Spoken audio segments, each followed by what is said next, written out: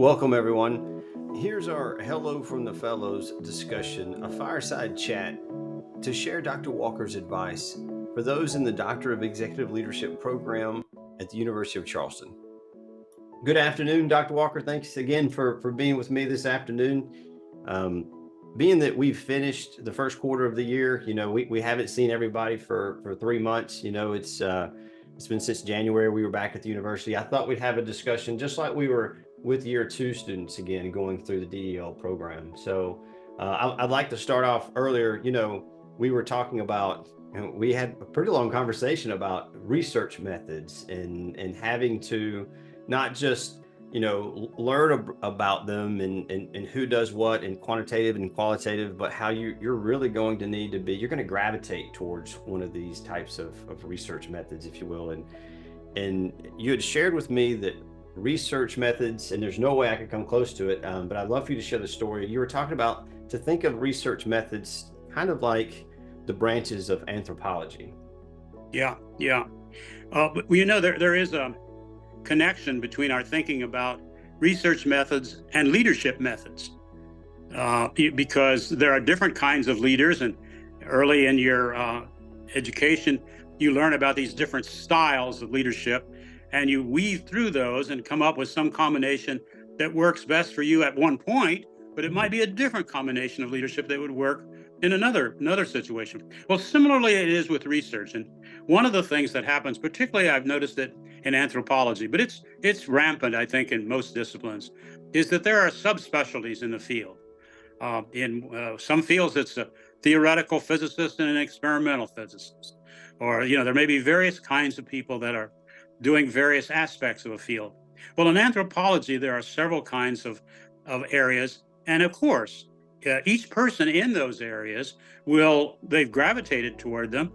So they're bound to have a feeling that their area is particularly important and that you can learn more in a certain area than another area. And in many departments, there is a introductory anthropology course. And what they do in that course is they take several different experts that have focused in the different subfields of anthropology. Let's say, just to make it concrete, cultural anthropology, which and bioanthropology. One sort of looks at all the scientific aspects and maybe studies bones and studies characteristics like that and genetic makeup, and the other studies cultures and how they interact. Now, what will happen is, and this happened to some people I know well.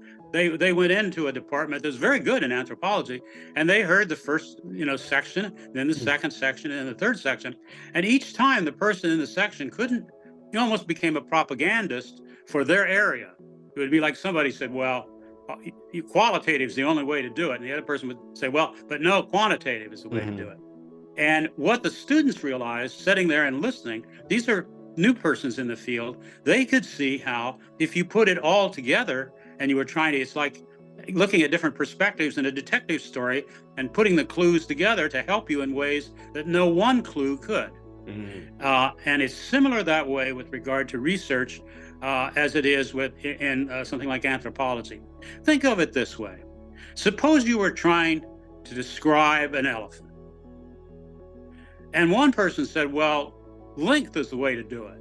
And another person said, "Well, no, it's height." And another person would say, "No, depth." Well, in the end, you want a three-dimensional picture of the elephant. And those different dimensions of that elephant, each one of them plays a crucial role.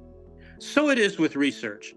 I found in my career that looking at things from different perspectives, indeed using different questions and different probes to study the universe and putting them together, lets you make far more progress than you could if you just did it one alone. Now, we don't have time to do all of these different things, but what we can do is be learned enough so that when we take a particular approach, we'll understand the value of the other approach and be able to integrate it into the way we're thinking in our research. And that's crucially important. And it's often lost because what happens, let's say in neuroscience. Neuroscience is intrinsically interdisciplinary. Deals with psychology, it deals with biology, it deals with all kinds of areas that are terribly important. And so often a student, when they're becoming a neuroscientist, will do a research project that's interdisciplinary. But so, maybe they used half psychology and half biology, Hmm. and some chemistry in theirs. And so they got out and they thought they were interdisciplinary. But what they had bought a castle that was on two different pieces of land, psychology and anthropology, but they still had a castle. From then on, they would use just that linear combination of disciplines all the rest of their career. So they really hadn't learned to be versatile and interdisciplinary in the sense of reaching out and using things differently in different problems. They had just happened to have the deed for a land that was on two pieces of property, and so they kept using it. Mm. And that's hell, because you've learned the truth too late. At the end of your career, you say, well, if I had just thought differently about this, but now it's too late. So we want to view these different research approaches as complementary, Mm. as something that you may pick one or some particular combination of two or three for your particular project, but the next project you work on, it will be maybe entirely different. So don't get accidentally hung up because that one combination worked for that particular problem. And I believe, Dr. Walker, thank you for sharing that again. And I believe you had mentioned, this is where we went next, was that's find your combo mode. Find your, and that's when I was, I was grinning earlier when you said that, because I've always enjoyed that conversation that, well, quantitative can't just live by itself. It has to have a qualitative narrative, and Yep. qualitative can't live by itself. You better show some numbers, but I believe in starting out in year two, because we're still learning, and learning the different types of research methods, we kind of get locked into that. Okay, it's either 87 octane or mixed methods 93 octane. And whoa, I don't know about that. That's a big cost, for that high octane. Good. Yeah. But it was, to where I did a qualitative, grounded theory study, and even to look through the quality or the in-depth nature that I had, from the transcripts, was to first go, okay, well, what's important to me? And once I define what's important, how many times do I want to count it, and how will that complement? But some new thoughts, Dr. Walker, as you were sharing that what I probably didn't do well, and I could have done better, and you've taught me that's one thing that a leader could always say, and I could have done better at maybe looking at more quantitative methods, and what, even if it wasn't a direct connect to what I would learn to use during qualitative, I could have learned something new and then maybe applied it in a new way. I wish I would have done a little bit more of maybe that, looking in the darker areas. Well, you have lots of time. You'll be doing many research projects in your life, and you'll be able to adjust that. Suppose you wanted to write a love song, and you happen to have a high voice, a tenor voice. Mm. And so you would kind of like that. And you would say, well, writing a love song, it's got to have a high Johnny Mathis type voice. That'll be the thing that'll be right. And someone else would say, no, a love song should be sung by a basso, a low masculine voice. Mm-hmm. I'm just talking about men right now. Mm-hmm. And so what would happen, though, is you might lock yourself into either high notes or low notes, when in fact it's the tune that's also important. How you put those notes together, whether they're high or low, whether they're soft or loud, the overall effect is the song itself. And Mm-hmm. it's not just high notes, soft notes, loud notes, low notes. It's how the notes come after one another. And so it is with research. It's not just how you have quantitative and qualitative. It's how you put those approaches together, note by note, to make this beautiful, passionate tune that's a new truth that grabs everyone's attention.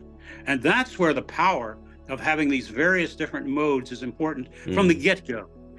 What I would recommend to people, one of the problems is getting something that you can actually do, during your lifetime. During you want to, solve the universe of whatever, Mm-hmm. and it's just too much because there's not enough time. It takes too long to get the data. Much of the data doesn't exist, so on and so forth. Mm-hmm. So what I would recommend is that someone write a story. It's a future fiction. You say to yourself in this story, after 60 years of working in this field, and thinking about this particular problem for 60 years, I have come to certain conclusions, and then to write 3 or 4 pages about the different kinds of research that you imagine, totally different kinds of research that you could make up at that point that would have led you to this wisdom after 60 years in the field. And then you break those 5 or 6 major research approaches down into little pieces of each one, which had contributed to making each of those pillars really strong. Mm. And then you would say, well, in what order would I do that? You know, if I was starting year one, what would I do in year one? What takes more wisdom? What is more risk adverse? What's more risky? Mm-hmm. What will take more time?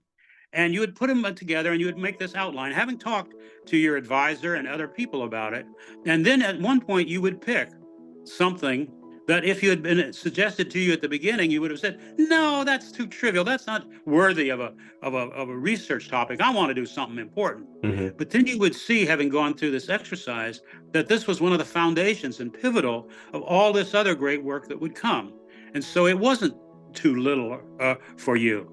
I think that's one approach. It may not work for others, Mm-hmm. but that's one approach that some of us use to try to break down something, because we really have a program of study. It doesn't have to be 60 years, it could be 20 years. Mm-hmm. And in those 20 years, you might imagine, maybe not yourself, but 30 or 40 seminal papers that are written. Mm-hmm. And the question is, in each one of those, at the beginning, what would be an important one? It's not going to lead you to an answer of big questions, but it's going to promote the next question and figuring out how to get to the answer over a period of time. Dr. Walker, and when you say in figuring out that, I love that perspective. So there's no, it's not an addition, there's no sum at the end, but it was part of that. And that's what I think we finished up our conversation for year two was, but that's your way now. That is your, yep. Where the ball bounces and where, I called it like a chain of custody, if you will, for data after collection. Like I wanted to know exactly where it went, but you're identifying that perfectly, it's going to be your process. And that's, I think this might be the comment, I think for year three, but that's what we were sharing. Like, that's why they call it a defense, because, not everybody thinks the same way. So find your approach, find your combo mode. Dr. Walker, take us out for year two. Any closing comments for them? Well, again, just notice the close connection between everything we've said here about a research topic and a leadership style. How what you would use in this multidimensional research topic will change from project to project. Similarly, leadership itself is a multidimensional program. And so your combination of things that you use will differ depending on the issue and depending on the group you're leading and depending on the culture at the time. So remembering this close connection between leadership and research project in terms of being multidimensional might be helpful. Appreciate you, Dr. Walker. Thank you. Say bye to all DEL in the year two in the DEL program. Take care, everyone. I wish you the best.